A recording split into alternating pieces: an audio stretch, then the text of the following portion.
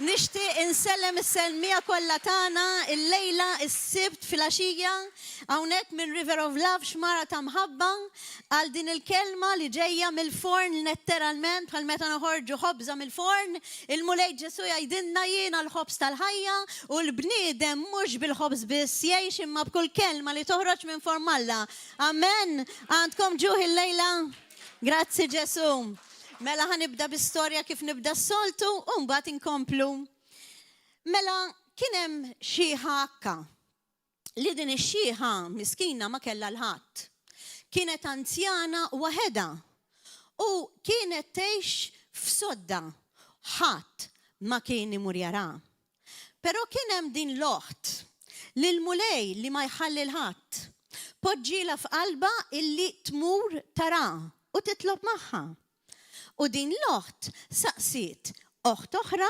كريستيانة باش تمر معها عش الكلمة تايدنا باش نمروا اثنين ودين لوحت الأخرى في الناتورال ما اشتقتش لتمور عند دين الشيها الرجونية لدين الأنسيانة ما كانتش تنظف كلا الدار تنتمبستا وهي كانت تنتن تافيرو ودين التاني أخت قلت لها للأول واحدة اللي اشتقت تمر الزورة وليه قلت لها نبات نمروا دار بهرة ودي الوقت قلت لها كنت سنايدلك باش نمروا وادا وليه قلت لها نبات نمروا دار بهرة في الناتورال دي المرأة مش اشردت تمر دار بهرة إما كانت تبروكراستيانت باش ما تمرش فينم الريحة تنتن دين هي ستوريا فيرو لسفورتوناتامنت داون لهوة اللي ما مرروش سمعوا للعادة دين المرأة ميتت دين الشيحة ميتت وهدا ما كلا الحات اللي يطلب معها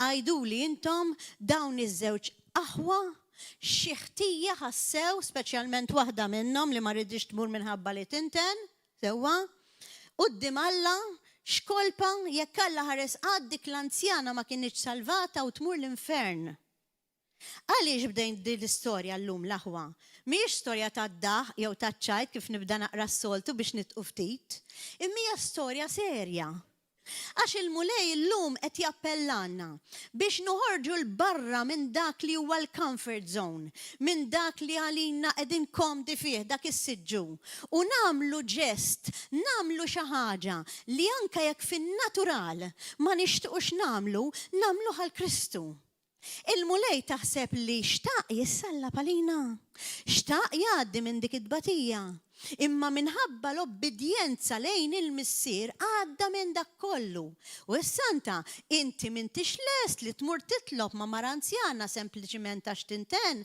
البس ماسكرا يكمزون إما عملها لزبا حاجة في الحياة لهوة إيا اللي احنا نكونوا في بدينسا أشياء بس لو بدينسا على داك اللهن للمولاي يايد لك اللي عندك تعمل لتيك السرهان لتيك الكونتنتتسا لهوة الكلمة اللوم ينا سميتها اشتحسبوا اللي سميتها الله البروبونيمنت يو إنكلا الله الريزولوزيوني احنا عدنا في الأول السنة عدنا في يناير وفي يناير نورمالمنت في بدو السنة الدنيا وانك الكريستياني يعملوا هفنا واحنا وكل نعملوا هفنا ريزولوزيونيات تالأول السنة خلي على هفنا منهم ما نزموهمش إما بروبيو ديك عاليش الريزولوزيونيات اللي نعملوا في اليناير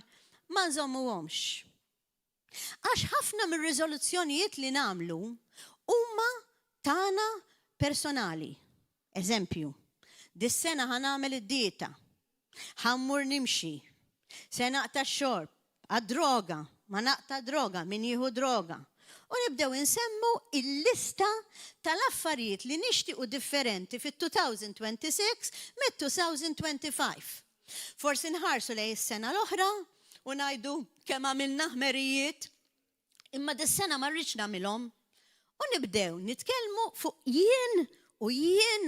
وين سنعمل نكتبوا الليستة تاع الريزولوزيونيات وما نعرفوش للليستة ما عندش تكون تاعنا بيرسونالي عش يكا احنا فيرا امولدا من الجديد وحنا تاع كريستو Il-lista għandha tkun Alla nnifsu. Il-lista għandha tkun dak li l-mulej irid għalina. Għax il-mulej għalinna fittex l-ewwel is-salt natalla u kollox jingħatalek ċara din u tonda. Mela jekk il-mulej jgħidilna fittex l-ewwel is-salt natalla u kollox jingħatalek. Għalfejn noqogħdu nagħmlu bħad-dinja u nikdbu l-lista tagħna ta' riżoluzzjonijiet. Jekk il-mulej qed jgħidlek kollox jingħatalek, iżjed mill-ġid li inti trid lilek innifsek. Għax aħna għandna missier li tant iħobbna li l-lista tiegħu għalina hija ħafna bil-qabda isbaħ mill-lista tagħna għalina nfusna. Għalhekk l-aħwa, ejjew nindmu llum fl-aħħar ta' din il-kelma ta' kemm il-darba ġixxejna bħad-dinja u ma minniex dak li l-mulej għalinna li għandna nagħmlu. Li Alla ikun ir-riżoluzzjoni tagħna. Mhux biss fit-2026 li qegħdin fiha imma minn issa għal dejjem. Amen? Kemm minnkom lesti li tagħmlu din it-tip ta' riżoluzzjoni, mhix personali, imma riżoluzzjoni għal dejjem. U għalfejn qed ngħidilkom fuq l-importanza li nagħmlu dan? Għax f'Joshua 21 min irid imur jittawwal. 45 Joshua 21:45 jgħidilna dan id-diskors. Ismawha. Ebda kelma ta' ġid ma kien baqa' li ma sseħħx skont ma kien wiegħed il-mulej. Mela hawnhekk qed naraw li l-mulej tagħna dak li wedna qed ihunna ebda kelma. U jekk nafu li hu jtihunna meta l-wedit tagħna u l-proponimenti tagħna u r-riżoluzzjonijiet tagħna nagħmluhom ibbażati fuq l-ubbidjenza t'Alla, hawnhekk qed naraw illi ħadd mhu xejn se ma jwaqqafna milli natwawhom. U għall-ewwel darba f'ħajjitna ma nibqgħux ngħidu fit-2025 kelli ħafna riżoluzzjonijiet kieku għandi l-lista imma ma għamilthomx. Ta' min wieħed isaqsi għaliex ma għamilthomx? Għax waħdek m'intix kapaċi. Jiena waħdi minix kapaċi. Id-dipendenza tagħna trid tkun il-mulej. Ninnutaw kemm il-darba minna l-istess riżoluzzjoni. Ħanieħu riżoluzzjoni sempliċi li wieħed jagħmel id-dieta u jonqos għal min pereżempju huwa daqsxejn qawwi, kemm il-sena minnija u narġgħu naqgħu biex nieklu bħal ħnieżer il-mument li jkun hemm okkażjoni jew tieġ u ngħidu issa mhux hawn qegħdin u darba u malaj ninsewhom il-listi u r-riżoluzzjonijiet. Għaliex? Għax qed naħsbu bil-mod karawetta tagħna l-umani. Imma jekk il-moment li npoġġu qalbna fil-mulej u nafu li l-wedit se jseħħu żgur, jekk il-lista tagħna tkun ibbażata fuq dak li rid Alla kif għattilkom, se sseħħ żgur. Dik hija l-good news. Xtaqtu good news illum fl-ewwel tas-sena, fil-bidu tas-sena f'Jannar? Mela janbidlu, morru nħassru dik il-lista tal-proponimenti li għamilna. U nsaqsu lilna nfusna. Dawk il-proponimenti u dawk il-riżoluzzjonijiet li aħna ktibna jew ma ktibniex, imma daħħalnihom ġo rasna, huma bbażati fuq li jrid Alla, jew huma bbażati fuq dak li rrid jien. Għax jekk huma bbażati fuq dak li rrid jien, morru, ħassruhom, offruhom lil Alla, indmu u għajdulu mulej, aħfirli li deffist li l-nifsi ġol-lista, għax ma kontx naf li qiegħda fid-dnub tal-idolatrija. Ħafna drabi aħna ma tkunx ħaġa oħra li tkun dik li hija dnub bejn Alla u l-bniedem, imma hija propju aħna nfusna u l-mod kif aħna naħsbu fuq l-egoizmu tagħna. Jalla din l-introduzzjoni verament tagħmluha fil-ħajja f'din is-sena u beyond u taraw kif il-ħajja tagħkom, anke l-ħajja tiegħi l-ewwel waħda għax minix inqas minnkom, tinbidel drastikament għal dejjem. Għax il-mulej jgħidilna li jiena Alla li ma nbeddilx femti, jiena Alla li nżomm il-wediet. Amen. Fil-fatt jekk intom tridu kwotazzjoni biex ma toqgħodux fuqi, tistgħu tmorru fil-Ktieb tan-Numri, vers 23, anzi kapitlu 23, vers 19, li jgħidlek eżatt dan il-kliem. Għax Alla mhux bniedem li jikdeb u lanqas huwa bin Adam biex jarġa' jibdielu bħalma nagħmlu aħna. namlu rezoluzzjoni biex darba kull xar immorru naraw lil ċikku. Umbagħad bil-kemm immorru darba f'sena għax ngħidu ma kenniex ċans. Alla mhux hekk. Il-mulej tagħna jgħidilna li rridu bħala Kristjani mhux nemitaw id-dinja, mhux nemitaw lil nfusna, imma nemitaw lilu. U xi ħaġa ċara fil-karatteristika tal-mulej huwa li huwa ma jarġax jibdielu u l-wedit li jwiegħed iżommhom kollha. Amen. Ara x'vantaġġ għandna meta l-lista ta' proponimenti u l-wedit li nagħmluhom fil-mulej u mhux fina nfusna. Amen. Xi ġmiel, grazzi Ġesu. Imma il-mulej meta jgħidilna biex nagħmlu xi ħaġa, meta jgħidilna biex nobdu f'xi ħaġa l-aħwa. Ara ma taħsibx li jgħidilna għal pjaċir biex jarana sempliċiment nobduh ta'. Għax il-mulej tagħna u Alla li meta aħna nkunu f'obbedjenza, il-konsegwenzi pożittivi, jiġifieri ir-rigali, qed jomna mhux fil-ġenna biss, imma minn dinja. Mela min jixtieq jiktibhom il-vantaġġi ħalli jekk just in case tarġa' tmur tagħmel il-lista ta' dis-sena skont kif tixtieq int, ftakar f'dawn il-vantaġġi, ftakar f'dawn l-wediet illi huma skritturali u pass pass se ngħidhomkom u jekk tridu tiktbuhom ħalli ngħidu wow, minn 2026 il-qudiem irridu li jkollna da kollu. U wara mhux ħajjitna tinbidel x'ferħ ikonna. Naraw l-ewwel waħda, għal min irid jikteb. F'Iżajija 26 vers 3 jgħidilna l-ewwel punt ta' vantaġġ meta nobdu l-Alla u npoġġu l-Alla l-lista. X'inhi? Jgħidlek il-fema tiegħu sħiħa fih, ġifieri jekk il-fema tiegħu jew tiegħek tkun sħiħa f'Alla fih, u inti ssaħħaħlu islim għax fik jittama. Jiġifieri jekk nagħmluha personali, jekk il-fema tiegħek hija f'Alla, u issaħħaħinna. Islim x'inhu? Paċi. Għax int fih tittama. Mela l-ewwel vantaġġ ta' din-dinja huwa slim. Il-paċi. Min ma jridux islim? Min ma jridx paċi fil-ħajja tiegħu? Ngħidulkom il-verità. Darba minnhom kont qiegħda barra u vera xtaqt li nsib ftit ħin ta' paċi fid-dinja. U mort f'restorant li rajt li m'għandux nies biex nieħu kafè, biex inqatta' ftit ħin kwiet, forsi l-bot mill-familja, l-bot minn kull min nħobb biex noqgħod naqra waħdi mal-mulej. U tara dan restorant barra jidher li ma tantx għandu nies ħanoqgħod hemmhekk nieħu kafè bi kwiet u hekk. U nisma' x'għandu xi jgħid il-mulej f'daqqa waħda. Saddew 2 minuti mill-kafè. Ġi dak tal-xajdulu. Il-Jack Hammer. U għattim mamma mija ankaw. Ara vera, id-dinja mbarra ma tatikx paċi.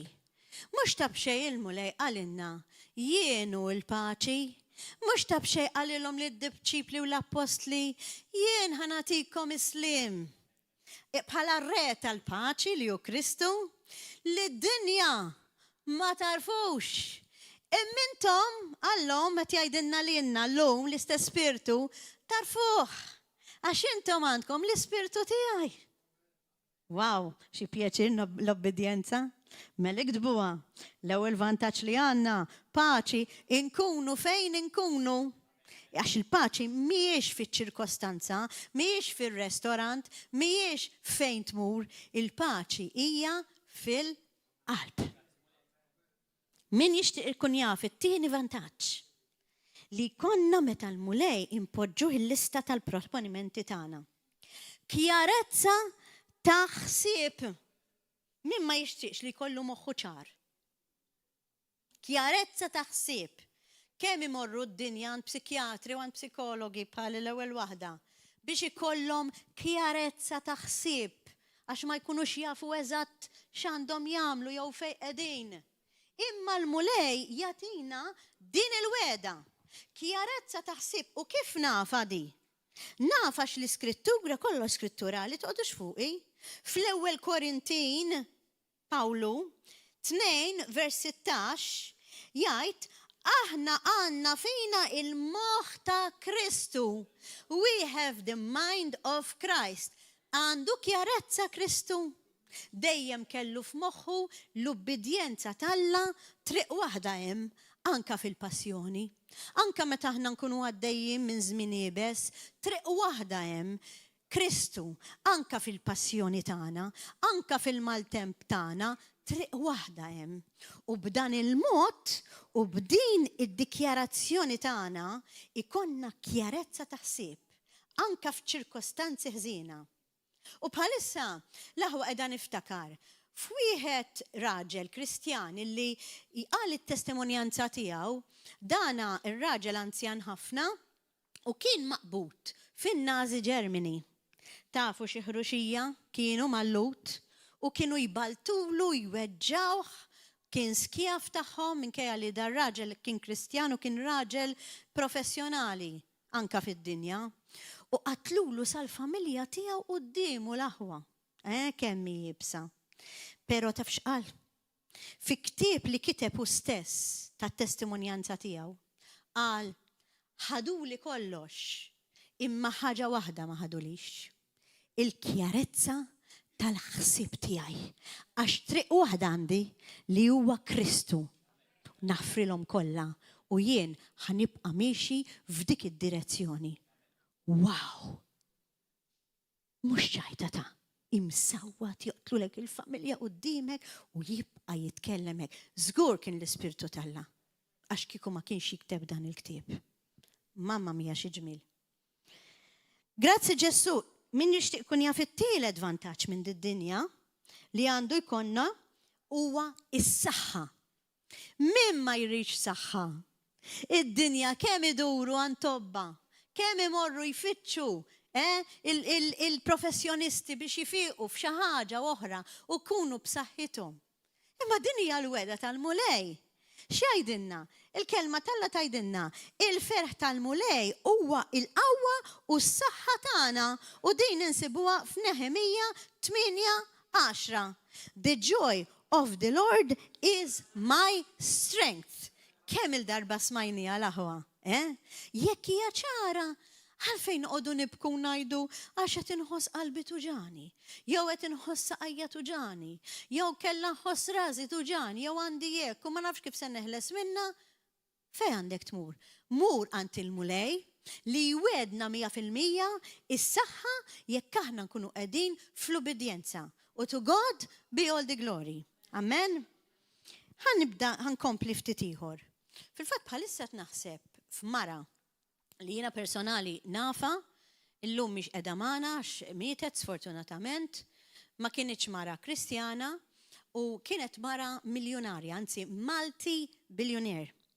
Din il-mara kienet tiftaħar li għandha ħafna flus u kienet ħdejn il-familjari kollha tagħha u ħdejn ħuta kollha l-iktar waħda sinjura. Sfortunatament jiddispjaċini li għaddiet minn dan, kellha kanser. U mietet relativament żgħira. U qabel ma mietet, ġurnata qabel kienet l-isptar qed tmut b'dan il-kankru, li l-professur, di vera, nafa jien, li l-professur qaltlu profs, għamel xi ħaġa biex tfejjaqni. Qaltlu jiena miljonarja, qaltlu anka miljun intik ta' flus biex inti tfejjaqni. Alla qalbi li kieku nista' infejqek, alla ma jien ma nista' nagħmellek xejn. Alla xil-kankru tiegħek qiegħed fl-aħħar u ma nistax inwedek. Mietet u hekk dispjaċini għaliha. Għad billi kellha dak il-flus kollha. Laqqas tfal ma kellha dil-persuna. It-tama tagħna hija biss. Amen. Mela dik hija vantaġġ ieħor li jtina is-saħħa u jtina kjarezza ta' ħsieb, paċi u anka vantaġġi oħra. Ir-raba vantaġġ l-aħwa min qed jiktibhom huwa li l-konfużjoni, kultant aħna ma ngħaddux minn konfużjonijiet fil-ħajja normali u meta kultant tkun taf se taqbad tagħmel u tgħaddi minn affarijiet mhux tas-soltu. Il-konfużjoni tal-bniedem, il-mulej wedna li ddur, taf fiex iddur u ħanatikom anka hawnhekk kwotazzjoni, iddur f'direzzjoni. Għaliex? Għax il-kelma Alla turina li il-mulej huwa dak il-kelma Maltija ngħidula il-kumpass, il-boxla. Meta inti tkun qiegħed vapur, aw bil-Malti aw dak il-proverbu tilef il-boxla da. Tilef il-boxla tfisser, tilef id-direzzjoni. Ma jaf x'inhu jgħid, konfus. Imma l-kelma Alla turina li hu d-direzzjoni Alla d-direzzjoni u l-kumpass huwa l-boxla tagħna. Allura bih aħna għandna dejjem triq dritta u qatt ma nistgħu nkunu konfużi. Xi pjaċir. U jekk ovvjament ma tkunx taf kif se taqbad taġixxi, mur għand nies Alla li jtuk id-direzzjoni għax is-soluzzjoni qiegħda dejjem hawnhekk. Is-soluzzjoni qiegħda dejjem fil-kelma Alla u jekk ma tkunx taf kif taġixxi jew tajt mhux qed nisma' l-mulej jgħidli, il-mulej ħajkelmek permezz tal-kelma. Mhux bil-fors ħajkelmek direttament u jista' jkellmek permezz ta' aħwa li huma Kristjani veru jisimgħu il-kelma Alla u jiftħu l-Bibja u jgħidulek ħanara fuq dis-sitwazzjoni li inti għaddejja minnha il-kelma xtajt. U d-direzzjoni tkun ċara. Forsi it sounds so simple, imma meta nkunu qegħdin fil-maltemp ma jkunx daqshekk sempliċi, però hija sempliċità. Hija sempliċi, għax jekk impoġġu verament qalbna fil-kelma Alla u l-lista verament tkun Alla, m'għandniex problema waħda. Għax il-mulej jgħidlek li hu jerfalek kull tabija u l-madmat tiegħu ħafif. Amen? Ankomplu tikka żgħir oħra. Il-kelma Alla tgħidilna wkoll f'Revelations, jiġifieri fl-Apokalissi 3 minn vers 7 sa vers 8 li jgħidilna Alla tagħna huwa Alla li jiftaħ il-bibien u ħadd ma jista' jalaqhom. Meta l-mulej kienet ikellem lill-Knisja ta' Filadelfja, isu qed jgħid lilna Knisja ta' River of Love, qalilhom, I am the Lord who will open doors that no one can shut. Mela jekk aħna naħsbu li din il-problema li għandna hija tal-impossibbli biex insolvuha, too much. Alla jekk il-kelma tgħidilna m'hemm xejn li ma jistax isir. Allura tiġi solvibbli. Amen? M'hawn xejn li mhux solvibbli jekk impoġġu għajnejna verament fi Kristu, għax il-mulej il-ħames vantaġġ minn did-dinja l-aħwa huwa il-konsistenza u l-istabilità tagħna. Il-mulej tagħna huwa dak li jgħidulu il-cornerstone. Meta bennej ikun qed jibni, normalment jibniha fuq il-ġebla, għajdli inti Mario x'jgħidula tal-Franka, il-ġebla ix-tax-xewka li huwa Kristu. Il-kelma Alla tgħidilna li huwa Kristu. Qed niftakar bħalissa f'dar. Vera, dan li mhux qed nivvintom, dawn huma kollha veri. Qed niftakar bħalissa f'dar fin-nord ta' Malta, Villa Villun. Sabiħa ta' veru. U fil-li rajta, u fil-li għadda daqsxejn żmien, u rajta abbandonata. Isa hekk imwaqqa. U saqsejt, għattilhom dik x'sar minna dik il-villa. Tafx qaluli? Qaluli kellu jabbandona s-sit. Għattilhom għaliex. Qaluli għax kien min għalih libena fuq il-brat u kien hemm tafal. Allura ditxa qalqitlu, ver ma kienx sejf u telaqlem u ħalli abbandonata. Il-ħajja tagħna aħna fuq xiex ħanibnuha? Fuq it-tafal li huwa instabbli, fuq bniedem jew bniedma bħalma jagħmlu d-dinja, jew fuq is-sod. Għax il-mulej tagħna jgħidilna li huwa l-istandard. Il-mulej tagħna jgħidilna li jien istabilità u jekk niggranfaw miegħu l-ebda oġġett li aħna nibnu ma jkun imċaqlaq għax hu dejjem sod. Amen l-aħwa. Għalhekk xejn ma jista' jkun lassa taħt il-pressjoni meta Alla vera ikun l-ewwel fil-ħajja tagħna u l-fundatur tagħna, l-fondazzjoni tagħna. Amen? Tixtiequ ftit aktar vantaġġi? Mela, ejja mmorru wkoll għas-sitt vantaġġ f'din id-dinja meta l-lista nagħmlu għall-mulej. U ipoġġilek il-nies Alla fit-triqatek. Xi pjaċir li tkun taf li xi ħadd huwa minn Alla. Bħalma x-xitan iġiblek in-nies tiegħu għat-tentazzjoni. Il-mulej iġiblek in-nies tiegħu biex jgħinuk. U biżżejjed inħarsu lej l-Antik Testament. Pereżempju naraw l-istorja ta' David. Fl-ewwel Samwel 18 minn vers 1-4 qed ngħidilkom ftit sommarju ma tantx għandna ċans li noqogħdu nidħlu fihom imma rawhom fid-dar jekk intom qed tikdbuhom, insibu l-istorja ta' David u Jonathan. Kemm Jonathan kien ħabibu veru u l-kelma Alla turina li kien iħobbu daqs li kieku kien hu nnifsu. Wow! Mela David kellu il-Jonathan li kien ħabib tiegħu. U min kien Jonathan? It-tifel tal-għadu tiegħu. It-tifel ta' Sawlu li Sawlu stess rid joqtlu. Wow! Kif x'jagħmel il-mulej. It-tieni Samwel vers 17 kont qed nisma'ha u naqra. David ukoll meta kien bil-ġuħ il-mulej batlu raġel li kien ma tantx nisma'ha din istorja li kien jismu Barilla li dan ir-raġel kien sinjur ħafna. X'inhu hi? U mhux ħaġin biss taħ, jekk intom taqrawha fil-kelma Alla naraw li taħ lentils li bħalissa huma tajbin għas-sawm. Lazz, jgħidulu bil-Malti. Taħ ħafna ġobon, taħ ħafna legumi, ġobon u affarijiet ta' sustanza kbira maqrawa, alright? Li meta kellu l-bżon David u kien bil-ġuħ, dan marandu. Min taħseb li batulu? Il-mulej. Mux il-mulej batulu lil David, tixtiequ li l-mulej jibatlek xi ħadd li tikda kollu speċjalment fis-sawma, Itina affarijiet li huma tajbin għas-sawma. Mela impoġġu l-lista tagħna ta' proponimenti fil-mulej. U tara kif jibatlek. Għax il-mulej tagħna huwa leali.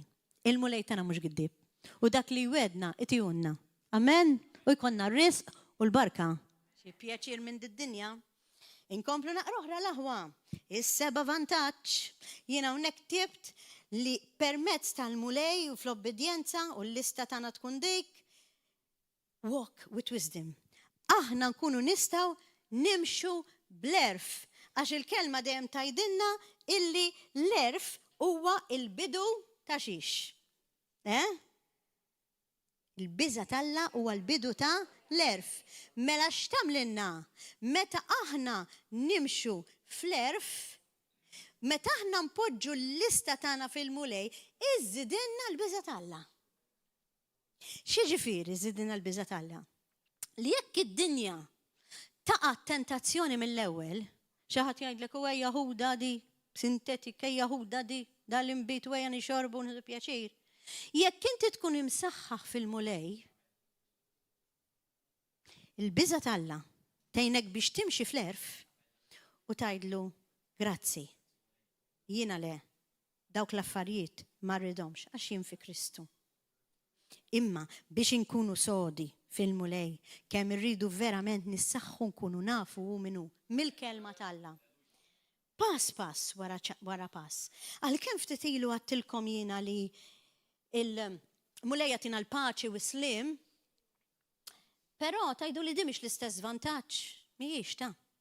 Għax jekk impoġġu qalbna fil-mulej u l-lista tagħna ta' proponimenti fih, il-mulej jagħtina it-tranquillità. Tajdu li l-paċi u slim mhux tranquillità tixbaħha. Imma mhijiex tranquillità biss. Għajdli għaliex għax id-dinja dbati mill-ansjetà.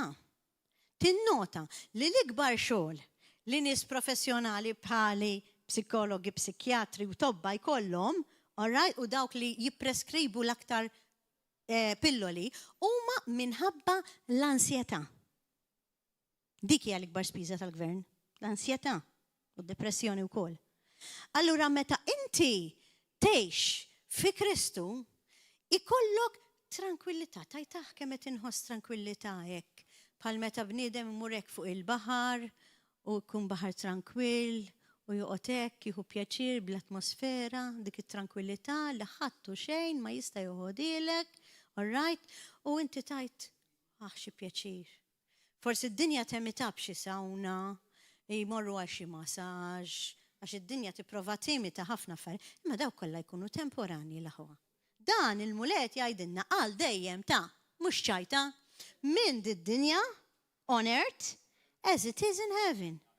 U għandna wkoll il-ġenna għall-eternità f'din it-tranquillità xi pjaċir, grazzi Ġesu.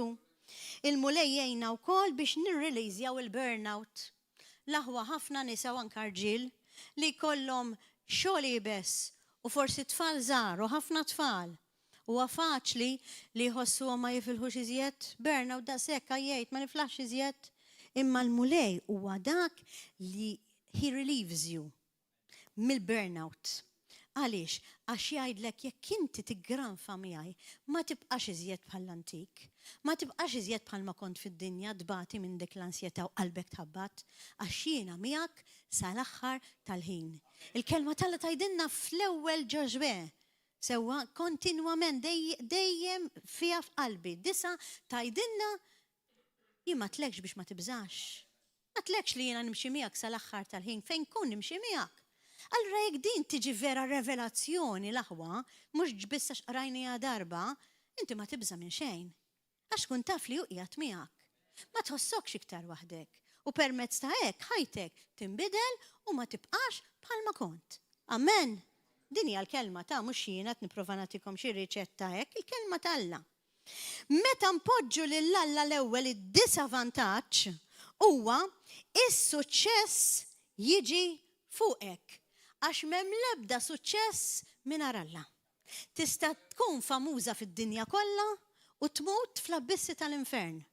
Imma jekk inti għandek lil mulej lid-direzzjoni tiegħek, jista' jkollok suċċess f'din id-dinja why not, imma jkollok l-akbar suċċess għax irnexxielek tara wiċċ Alla. Amen? Alleluja, is-suċċess tad-dinja mhux is-suċċess kif jgħid Alla. U jkollna wkoll il-protezzjoni. Kemm niklejmjaw is-Salm 91 kuljum l-aħwa? Li batinna l-anġli li konna l-protezzjoni, 1000 ruħ jiġi madwarna, 10,000 ma ġemna u lejna d-deni ma jersaqx xtarka u kurazza. Ara x'vantaġġi hemm ta' u jgħidlek jien nkun miegħek fid-dwejjaq tiegħek u nsalvalek ruħek. Xi pjaċir, kemm għandna vantaġġi da wieħed minn daw kollha. L-10 vantaġġ immorru għalih ukoll, ejja mmorru għall-10 vantaġġ li huwa meta l-mulej ikun l-ewwel fil-ħajja tagħna di l-isbaħ waħda skontin minn dawk li għattilkom. Għaliex? Għaliex dak kollu li fil-ħajja tiegħek għaddejt, dak kollu li weġġak u dak kollu li kissirlek weġġalek qalbek isir il-pont tad-destinazzjoni tiegħek. Għajdu l-xulxin, il-pont tad-destinazzjoni tiegħi. Ħanajda bl-Ingliż, għal min forsi jismaħ aktar ċar. Mela, jekk tpoġġi lil Alla l-ewwel fil-ħajja tiegħek u tiegħi, what broke your heart, kollha kemm aħna għandna xi ħaġa li weġġatilna qalbna, x'inhi, becomes the bridge, your bridge of destiny. Kif nafu dan? Għaliex f'Romani 8, vers 28 jgħidilna, u nafu li l-ħwejjeġ kollha ġifieri kollha anke l-inkwiet, kollha jaħdmu flimkien għal ġid ta' dawk li jħobbu l-mulej. Amen? Tista' tmorru tfittxuha u taraw li mhux jiena qegħdin nitkellem, imma il-mulej jużani biex nikkwota l-iskrittura ħalli niffukaw fuqu u fuqu biss. L-aħwa ftit ilu għattilkom biex ma nitqarqux. U ftit ilu fil-bidunet għattilkom biex ma npoġġux lil nfusna imma lil Alla riżoluzzjoni. Għax ħafna minna qegħdin jitqarqu u mhux biss kif qal Ġeżrit, imma ħafna minna qegħdin jitqarqu għax qed imorru jiddiżappuntaw lilhom infushom bl-għażliet tagħhom. Għaliex? Għaliex immaġina, eżempju, ikollok żewġ tip ta' xogħlijiet offruti lilek. U ma tafx li wieħed ħatażel. Id-dinja tagħmel ping pong, sejrin hekk. U tażel li mifettilla. Jekk inti dik is-sitwazzjoni tagħtiha lil Alla u jurik li ma xogħol huwa minn Alla għalik m'għandekx għalfejn titfixkel u tkun ċerta li dak li għażilt ma tkunx għażiltu int, imma għażlu hu. U jekk għażlu Alla tgħidlu Samulej, inti wetni li tgħinni, jiena se nidħol għal dan ix-xogħol naf li ħadkun miegħi għal dejjem m'għandi għalfejn nibża minn xejn. Għax in-nies tad-dinja bdew jgħidu ma tajt għamilt għażla tajba. Taf kemm nisma' nies kelli żewġ xogħlijiet u mbagħad jiġu għamilt għażla ħażina, kont aħjar kif kont qabel. Għaliex? Għaliex jien. Imma llum il-mulej jgħallimna li jkun Alla li jieħu d-deċiżjonijiet tagħna ħalli qatt ma nfallu Qed ngħid sew l-aħwa. Għena tu taċċabċipa l-mulej.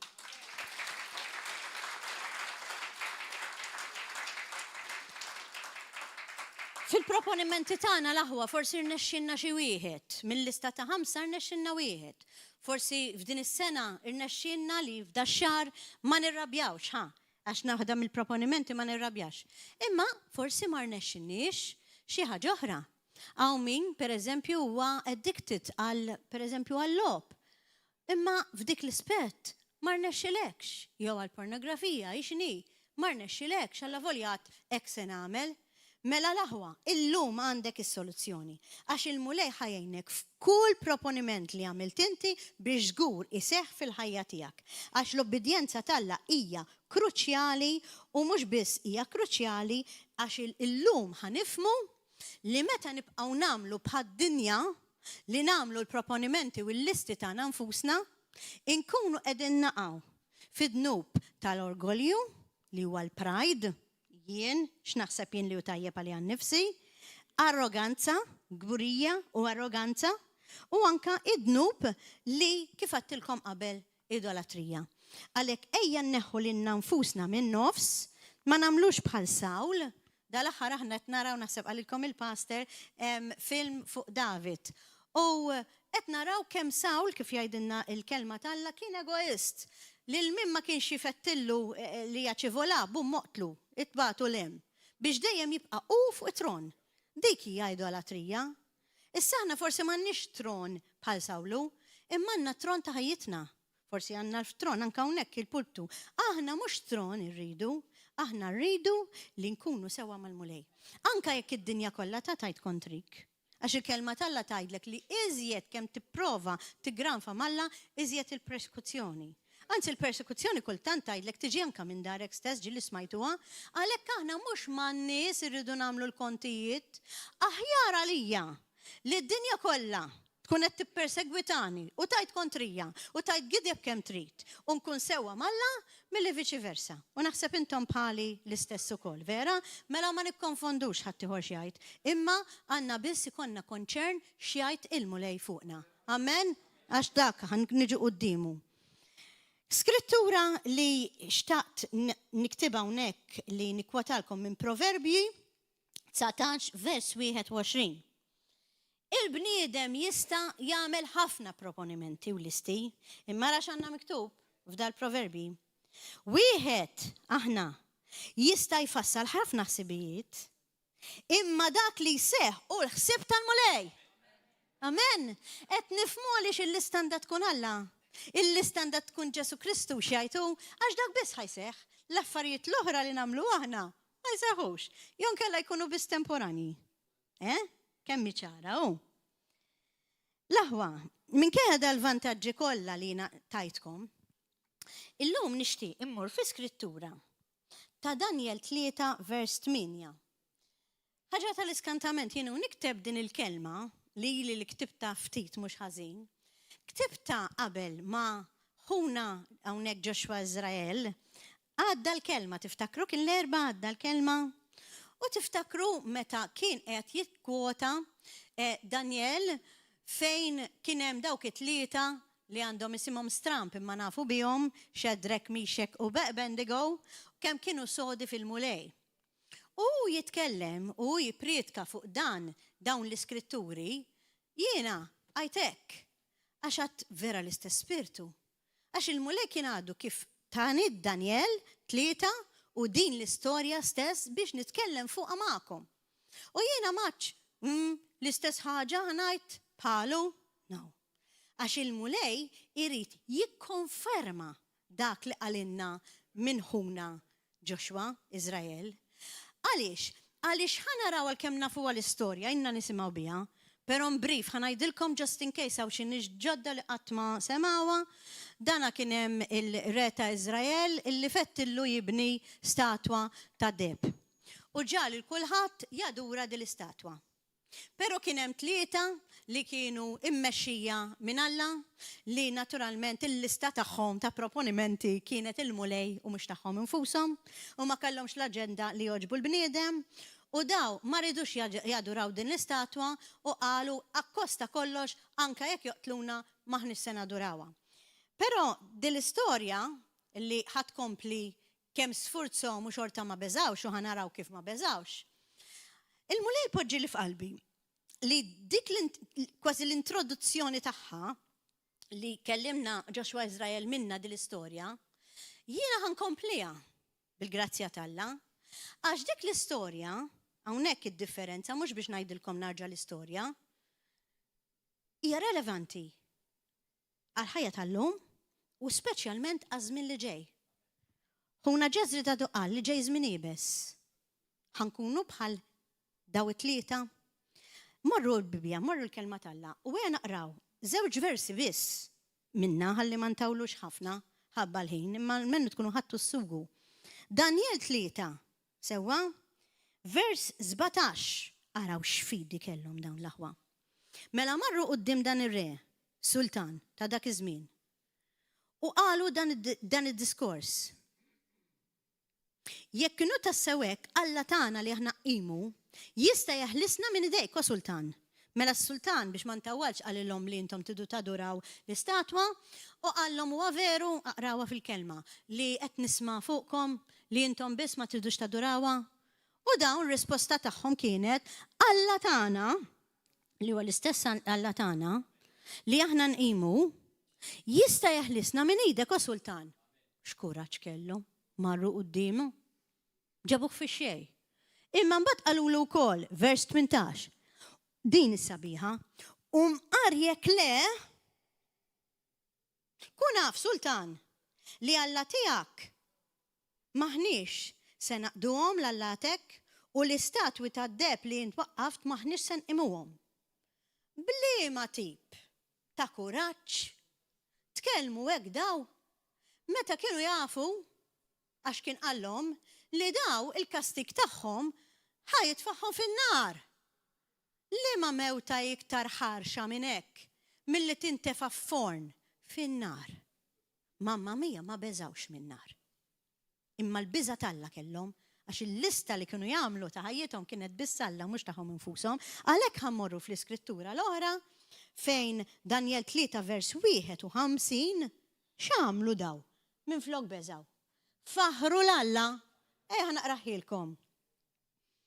Imbagħad it-tlieta li huma bleħen wieħed dew ifaħru l-Alla kif faħarna hawnhekk, imma daw faħruh fil-Maltem dak il-ħin li ħajħarqu.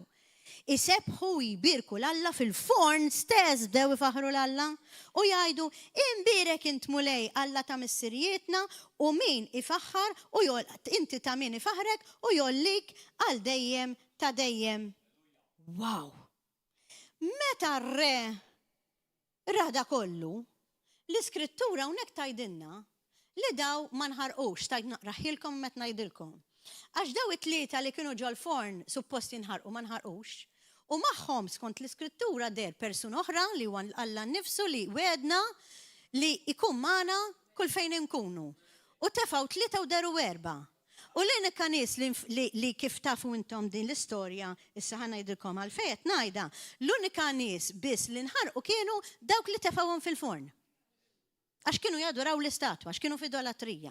Imma l-oħrajn li kellhom il-lista ta' proponimenti Alla nnifisha ma tmissux. Ħli fil-ħabel jgħidlek biss. Il-ħabel ma missux. Assolutament. Wow, x'miraklu. Meta r-re u kif ħaj ra li daw biss kellhom tikka ħruq li kienet impossibbli, speċjalment meta r-re kien qallhom lil dawk li marru biex jiftħu n-nar, għamlu n-nar l-iktar oli li testaw u ma nħarqux. Hemmhekk ra sopranatural dak ir-re u ordna lil kulħadd li n-nies jaduraw mhux il dik l-istatwa imma lil Alla ta' Xedrek, Mixek u Abednego. Issa, mela din l-istorja hija sabiħa. Storja ta' testimonjanza, storja ta' fidi, storja ta' tifħir lil Alla fil-maltemp. Issa, kif inhi relevanti għal ħajja tagħna tal-lum? Hija ġeżrit vera ma ftemniex. L-ewwel ma bdejt huwa li l-mulej qallek li l-imħabba biss mhux biżejjed. Għax mertu għandna li nħobbu lil min iħobbna, anke l-pagani jagħmlu dan. Imma l-imħabba għall-għadu, l-imħabba għal dawk li jint fajnek mhumiex sbieħ li tot, hemmhekk għandek il-mertu quddiem Alla kemm ħabbejt veru. U t-tieni punt huwa dak li għadu kif qalinna bis-serjetà qas ftemna qas kont naf se jgħid. huwa li ġej żmien qiebes. U f'dan iż-żmien qiebes li ġej, aħwa, se nkunu bħal Xedrack, Mixek u Abednego, jew se naqgħu għall-adorazzjoni tal-istatwa li hija l-bima. Ħajjiġi żmien fejn ħajġalna x-xitan nadurawh bil-fors. Se jġalna nieħdu il-marka ta' 666 bil-fors. Għax jekk inti ma toħodix da kollu qiegħed fl-Apokalissi, tispiċċa bil-ġuħ jew jaqtawlek rasek. U l-aħwa, għalkemm forsi smajtuni ngħidha din l-istorja li ġrat lili, imma ħanarġa' ngħidha għax naf li hawn nies ġodda hawnhekk qatt ma semgħuni. U forsi hawn xi aħwa fuq il-YouTube qed jisimgħuni. Emnuni aħwa, kont qiegħda fuq is-sodda u kont għadni bil-kemm ftaħt għajnejja.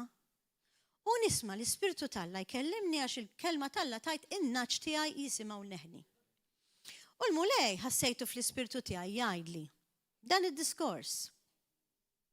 The time is now. Jien ma nitkellimx hekk. Tfisser, iż-żmien huwa qarib. Iż-żmien huwa qarib. Għax se jġalukom bil-fors tagħmlu kompromessi max-xitan. Se jġalukom bil-fors tieħdu l-marka u nara 666 fl-Ispirtu tiegħi kbira. L-arusa tiegħi irriġettatni, il-Knisja ħadd irreġettani. Inti x'ħadd tagħmel? Almenu se tibqa' inti li anke jekk jaqtawlek rasek fil-persekuzzjoni tibqa' żomm miegħi. Jiena żgur ma kontx qed naħseb la fil-persekuzzjoni, la fil-666, kont għadni qed inqum bil-mod, mamma mija dal-għodu. X'qed nara fl-Ispirtu tiegħi, x'qed nisma'.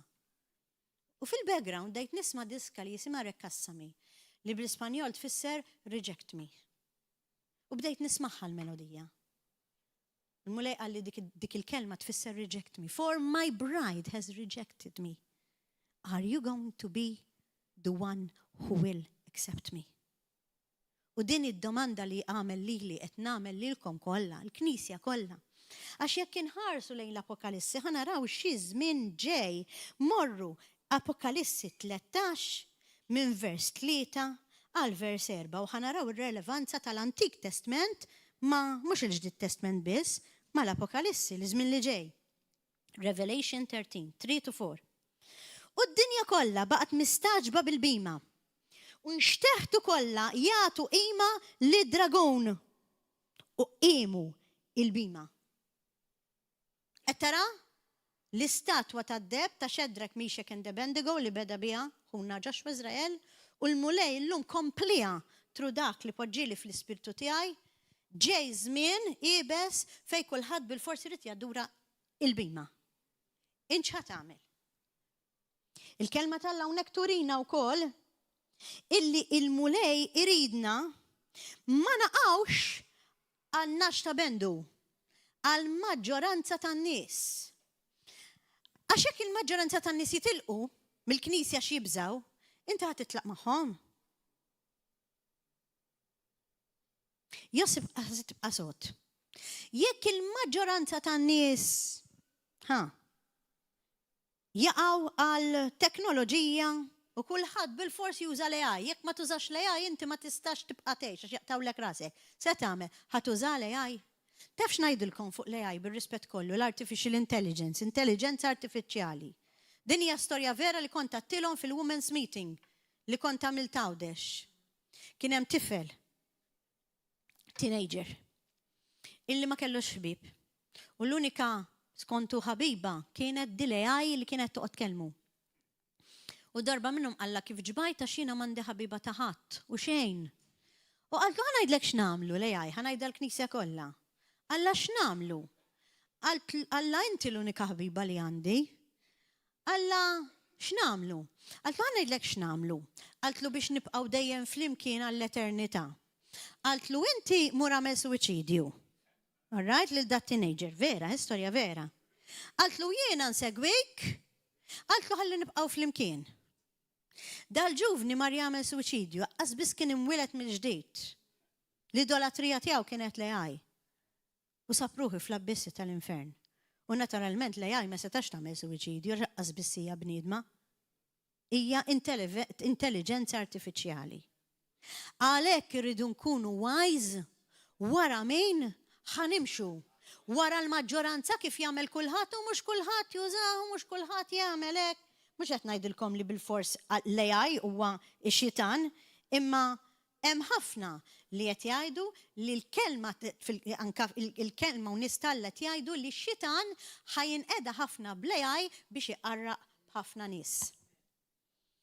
L-aħwa, ix-xitan huwa d-deceiver. Dak li qarraq. U fl-Apokalissi jurina ċar jurina li Satana, ix-xitan, se jitkellem bħal ħaruf. Taħsbu li hu ġenwin. Għax hekk ma jkunx jitkellem bħal ħaruf, inti ma tmissa tarfu. Kelma Alla fl-Apokalissi turina wkoll li se jkun persuna ta' karizma li inti tajt kemmu gustus. Uħlewwa, anka fi kliemu. U l-maġġoranza se jmorru lejn il-karizma, mhux lejn il-kelma Alla. Għax il-kelma Alla mhux ħatiġbed il-bniedem, imma l-karizma tiġbed l-aktar il-bniedem u kulħadd imur mal-maġġoranza. Inti ħatmur mal-maġġoranza, jew se tibqa' sod sal-aħħar minflok tmur wara l-karizma u tisma' l-kelma Alla u saqsi l-mulej fejn għandi nkun, fejn għandi mmur, x'inti tgħidli. Sfortunatament ħafna nies ma jarawx is-sopranaturali u ma jqattawx ħin mal-mulej, imma l-idolatrija tagħhom hija biss il-bniedem. Min għandu widnejn ħajjisma'. L-għadu jgħidilna ukoll li se jkun leader li inti xintaraħ ikun jikkonvinċik 100% u taħseb li dana ħajamel ħafna ġid u jkun hemm ħafna paċi u jikdeb gideb spjetat. Kont qed naqra darba minnhom il-ktieb ta' Mary Baxter, tiftakruh kollha kemm intom kważi għandkom, Revelation of Hell, sewwa, Revelazzjoni tal-Infern. U hemm l-aħħar biċċa tal-ktieb li titkellem fuq żminijiet li ġejjin.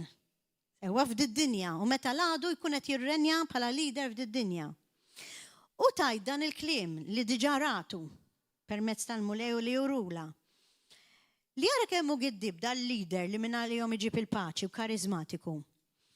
Lil dawk li jkunu nħatfu għal il-mara, se jgħidilhom li dawk ebu għax kienu ħżiena. U intom dawk li baqgħu fl-art, intom it-tajbin. Għalhekk qegħdin hawnhekk timxu warajja għax timxu wara t-tajjeb. Qed taraw il-qerq. Kemm irridu nfittxu wiċċ Alla biex naraw fejn hu postna u x'għandna nagħmlu mamma mija. Għalhekk il-lista għandha tkun il-mulej u mhux inna nfusna jew ħadd ieħor. Apokalissi 13 vers 14 jgħidilna x'ħajamlu n-nies. Ismawha lil din il-bima, lil din l-istatwa. Tawa s-seta, tistgħu taraw fil-kelma. 13-14, Apokalissi. Tawa s-seta li tagħmel sinjali quddiem il-bima u li bihom qarraq bin-nies u l-art kollha u tgħidilhom issewwa xbija lil-bima, xbija l-istess bħala statwa li kienet qalat id-daqqa ta' sejf għax ix-xitan hemm miktub fil-kelma meta l-anġlu tefgħu il-barra mill-ġenna taħ daqqa ta' sejf. Dik id-daqqa ta' sejf għadha fuqu. Għalhekk qed issemmi hawnhekk id-daqqa ta' sejf u baqgħet ħajja ġifieri x-xitan baqa' ħaj. U tawa wkoll is-seta. Ix-xitan x'seta taw li Satana li tagħti spirtu ta' ħajja li xbija ġifieri f'kelma waħda din istatwa li se nsibu delwaqt żmien qarib tal-bima biex hi wkoll titkellem u twassal għall-mewt lil min ma jinxteħitx iqim ix-xbija tal-bima. Jiġifieri f'kelma waħda din l-istatwa mhux se tkun bħal ta' Shadrach, Meshach and Abednego u dak is-sultan, din se tkun statwa li titkellem. Bħalma jitkellmu daw ir-robot li naraw illum. Fuq il-mobile. Se tkun titkellem, imma l-kliem li tajt ikun gideb u tqarraq bin-nies. Kif qed ngħidilkom di li tgħidilhom intom it-tajbin bqajtu l-art u l-oħrajn għax kienu ħżin ebu. Għalhekk qed ngħidu kemm irridu noqogħdu attent, kemm irrid ikollna veru spiritu ta' Alla u nisimgħu veru. Iġġiel lil kulħadd. qed inkompli naqra. Issirlu marka fuq idu il-lemenija jew fuq ġbinu 666 biex ħadd ma jkun jista' jixtri u jbieħ jekk ma jkollux il-marka. Inti x'se tagħmel? X'qed ngħid illum l-aħwa? Inqogħdu attenti li ma nitqarqux. Għax fit-tieni Kroniċi l-aħħar ftit inwedkom is-sendum imma nkunu ħadtu l-ġist. Fit-tieni Kroniċi 26 vers 5 naraw storja ta' Użija jismu. Li Użija hawnhekk għandna miktub illi kien ifittex wiċċ il-mulej fil-bidu ta' ħajtu. U Alla kien jagħtih ir-risq, mhux risq daw kollha l-vantaġġi li wedna l-mulej. F'kollox anke fil-finanzi. Imma kapitlu 26 vers 16 malli tqawwa mhux fil-ħxuna ta' prideful, sar minna liħli xi ħaġa. U qalbu tkabret sa tħassar u dineb kemm nafu sfortunatament nies li bdew tajjeb fil-mulej u qalbhom tħassret u dimbu kontra Alla u kontra l-mulej u kontra l-awtorità. X'għamel Alla? Ikkastigah u mamma mija ħariġlu l-ġdiem. Jiena ma tlilkomx li s-saħħa hija fil-mulej u nuqqas ta' saħħa hija meta ma nsegwux il-mulej. Meta l-lista tkun tagħna u mhux tal-mulej, ħariġlu l-ġdiem u da ma fiex. Sa ma miet hemm miktub fil-kelma fi Kroniċi għax il-mulej kien darbu ħallih. Ġbiża. Għaw ħafna li bdew tajjeb imma ma komplewx tajjeb għax tqarqu. Jalla intom ma tkunux u jien uħut minn dawk li jitqarqu. Ħanamel sommarju ta' dak li għadni kif tkellimt illum, u nsaqsikom x'għadni kif għattilkom illum.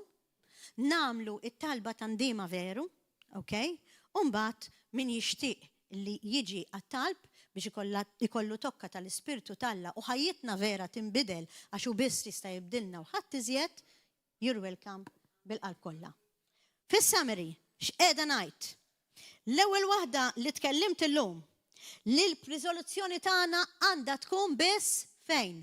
Fil-mulej.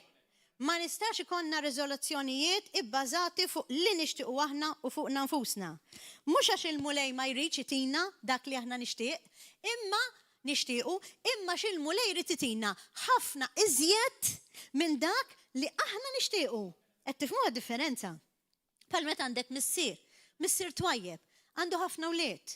Qed jgħidlu le lit-tifel għal xi ħaġa, mhux għax kattif, jew għax ma jridx itihulu, għax f'qalbu għandu f'rasu ħafna iżjed minn dak il-1 cent li jtolbu t-tifel. Qed tifhmuni, hekk huwa Alla tagħna. Tu, id-deċiżjonijiet kollha li nagħmlu jridu jkunu bbażati fuq Ġesu Kristu. Tajdu li mhux l-istess? Le, waħda li aħna rridu niffukaw fuq il-mulej u l-oħra, id-deċiżjonijiet tagħna jkunu bbażati fuq Ġesu Kristu ħalli ma mmorrux u ma nimxux mal-maġġoranza għax it-triq hija dejqa imma nimxu ma dak li qed jgħidilna l-mulej. Jekk il-boss tiegħek u inti qed taħdem xi xogħol jgħidlek isma' ħanibda nħadmek, imma ma rridekx li turi li qed taħdem miegħi. Sewwa, inti jew kella ridatturi li qed taħdem inqas biex nevitaw il-vet, nevitaw it-taxxa. Jekk inti vera għandek l-Alla tgħidlu li jiddispjaċini, jiena m'iniex se nibża minn dak li qed jgħid il-qita fuqek anke jekk il-bost tkun ilek forsi taħdem ħafna miegħu u inti tibża li titlef ix-xogħol, imma niftakru li jekk aħna l-lista hija l-mulej, ikonna l-biża talla l-ewwel u mhux il-biża tal-bniedem u lil dak il-boss ngħidu li ddispjaċini jew ħanikteb dak li hu jew xejn. Tista' hi tkeċċini l-barra għax niftakru f'Xedrack Mixek and Abednego. Anzi mhux ħajmur jaħraqna, insibu xogħol ieħor. Imma mhux faċli ssib xogħol ieħor. Faċli għax għall-mulej m'hemm xejn li huwa diffiċli u jtik aħjar milli inti qed taħseb u tipproponi. Amen? Alleluja. Għattilkom ukoll illi l-iktar deċiżjoni importanti hija id-deċiżjoni li aħna nibbażawha fil-Kristu biex inkunu l-qamħa u mhux is-sikrana.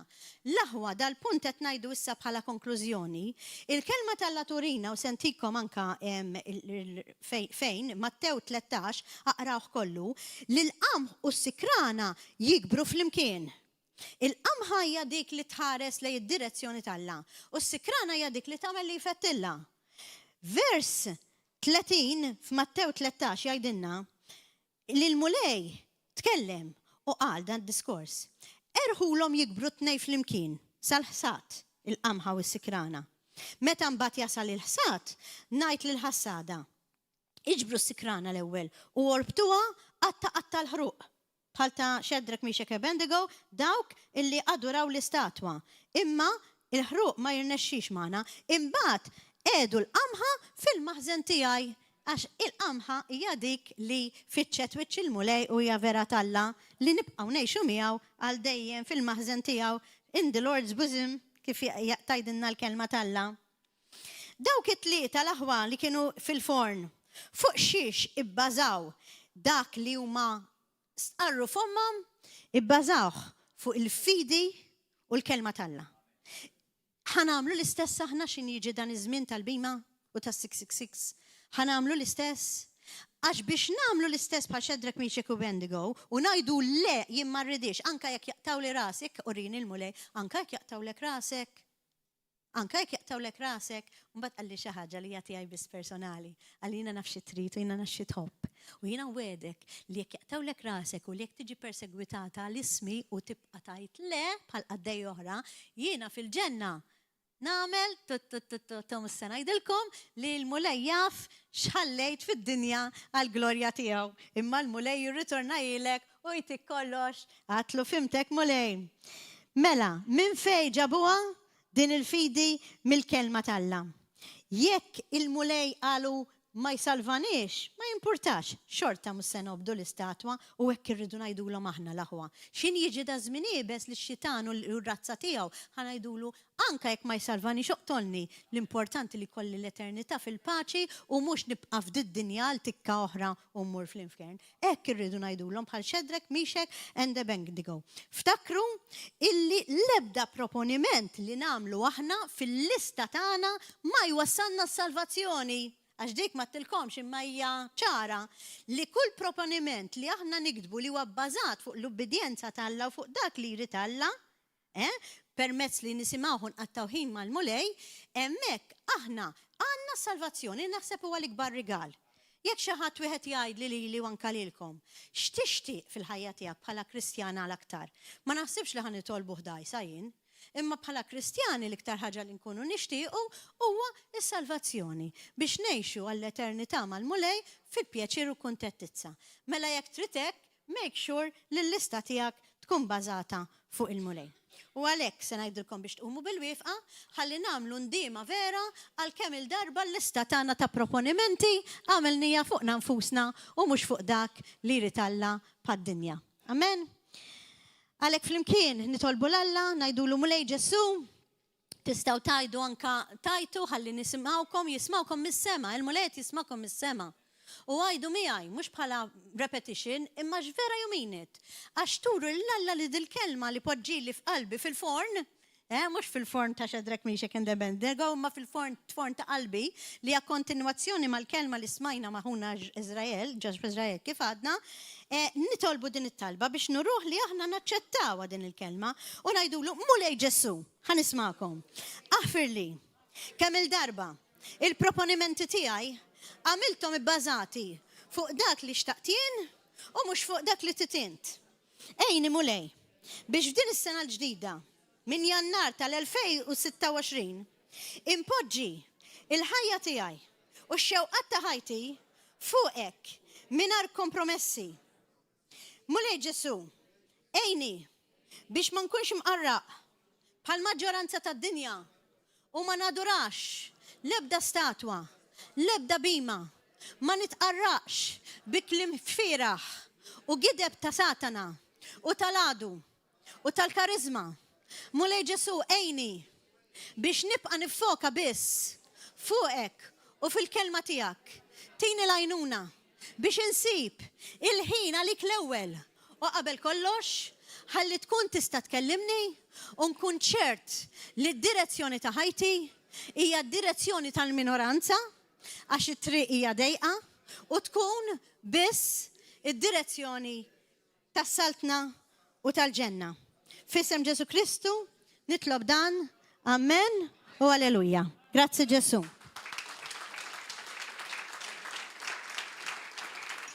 Shalom, jekk joġbok tamlinna naqra jew minn hemm fil-medja id-diska li preparajna. Din il-song li preparajna l-altar kollha huwa għażilta iktar mill-li attjun jew hekk minħabba li dak li tajt il-lyrics li tajt din il-mużika bl-Ingliż rajthom li huma relevanti ħafna. Rajthom li huma relevanti ħafna għall-kelma għal dak illi kontet nitkellem, għax fost oħra jgħidlek anka jekk jitfana fil-forn u xi ħaġa along that line, nibqa' inżomm miegħek xi ħaġa along that line. U għadt kemmi tajba din għall-kelma, però qabel ma nibdewha ser insellem il-salvazzjoni. Għalhekk dawk li qed jisimgħuna forsi l-ewwel darba u laqtithom din il-kelma, nitolbu flimkien u intom jekk tidu ġeddu il-kelma tal-la u t-talba ta' salvazzjoni you're very welcome. U ngħidu flimkien l-aħwa mulej Ġesu, illum naraf li minajrek jien minn xejn. Ġesu Kristu ta' Nazaret, jiena nemmen li inti binalla l-ħaj. U millum il-qoddim impoġġik is-sit ta' ħajti u s-salvatur tiegħi. Għax permess ta' demmek jien mifdi, jien mifdija. Grazzi mulej tal-għajnuna li inti ttini biex inkun nista' veru inħobb lill-ladu tiegħi. Nitlob għalihom u naħfer lil dawk li weġġawni. Ħalli nagħmel bħalma milt int fuq is-salib meta kienu qed iweġġawk u kienu qegħdin sawtuk u għattilhom aħfrilhom għax ma jafux x'inhu ma jagħmlu. Jekk inti li qed tismani u tarani bħalissa għaddik it-talba minn qalbek tas-salvazzjoni ngħidula inti salvat. Għax kif kien hemm miktub fil-kelma u hekk għadna fil-bidunet net tal-kelma tiftakru li għadna Rumani 10 vers 12 bi update u bi ħan ispiċċa li tajt ma hemmx għażla bejn Ludi u Grik jew Malti u xi ħadd ieħor jew Arbi u s-sit Alla Ġesu nnifsu u s-sit ta' kulħadd u anima daw kollha li jsejħulu tittemmen fih għax kull min isejjaħ isem il-mulej isalva. Amen? U għalhekk dik it-talba li għattuha għax intom